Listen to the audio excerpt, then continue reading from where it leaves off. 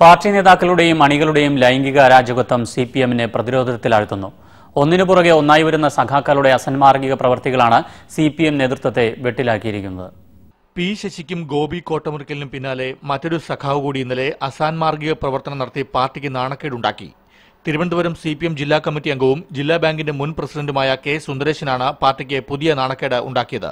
പൊതുസ്ഥലത്തെ അസാൻമാർഗിക പ്രവർത്തനത്തിന് മംഗലപുരം പോലീസ് ഒരു സ്ത്രീക്കൊപ്പം സുന്ദരേശനെ ഇന്നലെ പിടികൂടി.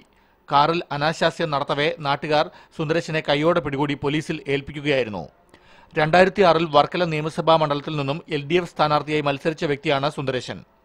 പി ശശി, ഗോപി കോട്ടമുറിക്കൽ എന്നിവർക്കെതിരെ സദാചാര വിരുദ്ധ പ്രവർത്തികളുടെ പേരിൽ സിപിഎം നടപടിയെടുത്തിരുന്നു.